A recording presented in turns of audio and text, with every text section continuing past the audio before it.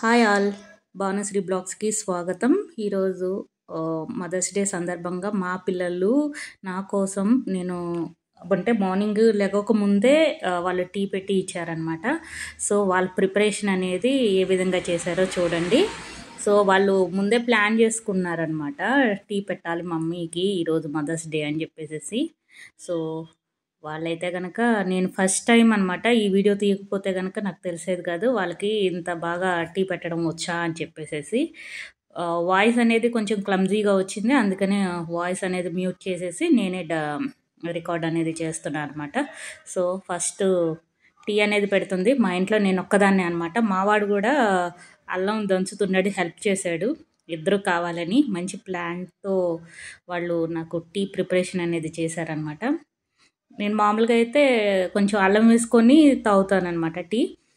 వాళ్ళు అందుకనే అది చూసి మమ్మీకి ఇట్లా ఫ్లేవర్ ఇష్టం అని చెప్పేసి చేశారు.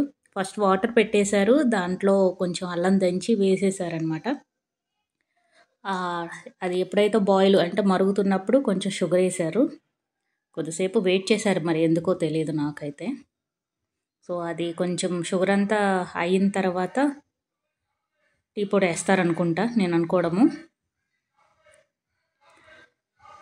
కాకపోతే నాకు చాలా హ్యాపీగా ఉందండి. సో ఇది అదే కొంచెం మరుగుతున్న టైంలో కొంచెం టీ పొడి అనేది వేసేసారు. ఇది బాగుంటుంది కదండి, మదర్స్ డే రోజు పిల్లలు మనకి ఇలా సర్ప్రైజ్గా ప్లాన్ చేస్తే. సో ఐఎమ్ సో హ్యాపీ అనమాట. మీరు కూడా మీ పిల్లలకి చెప్పి, నేనైతే కనుక ఎప్పుడూ చెప్పి చేయమని అలా చేయండి ఇలా చేయండి అని మాత్రం ఏం చెప్పలేదు. కాకపోతే కిరణ్మయి ఉంది కాబట్టి చక్కగా ప్లాన్ చేసిందనమాట. టీ పెట్టడం వచ్చు తనకి. సో నా కోసం ఈరోజు స్పెషల్ డే రోజు నాకు చేసింది.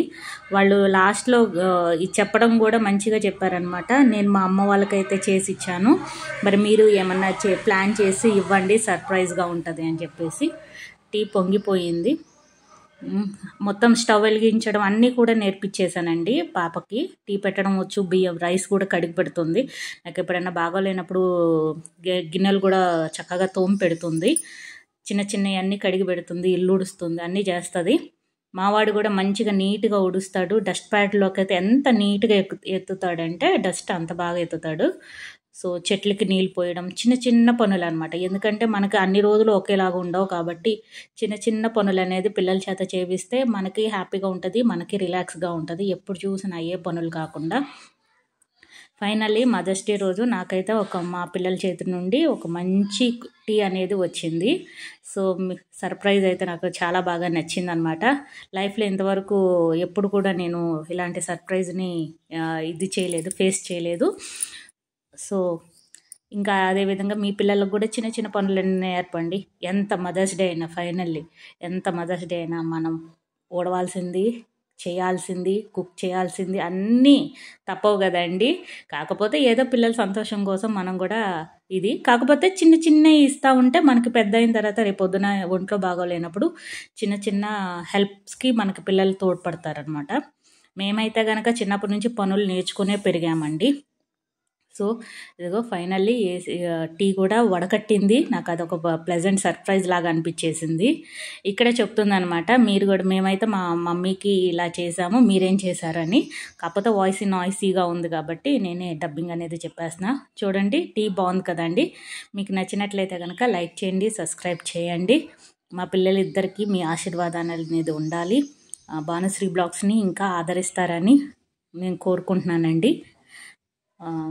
ఈలోపు వాళ్ళ డాడీ వచ్చి ఏం చేస్తున్నారు అంటే పిల్ల భయపడుకుంటే చెప్తుందనమాట. ఇది తర్వాత అలా చేసుకుంటూ వీడియో రికార్డ్ అంతా పాపే చేసుకుందండి. చక్కగా పెట్టుకుంది. వాళ్ళ డాడీ కొంచెం హెల్ప్ చేశారు. నేను లేచి వాష్రూమ్కి వెళ్ళి ఇట్లా వచ్చేసరికి నాకు ఇట్లా టీ ఇచ్చేశారు.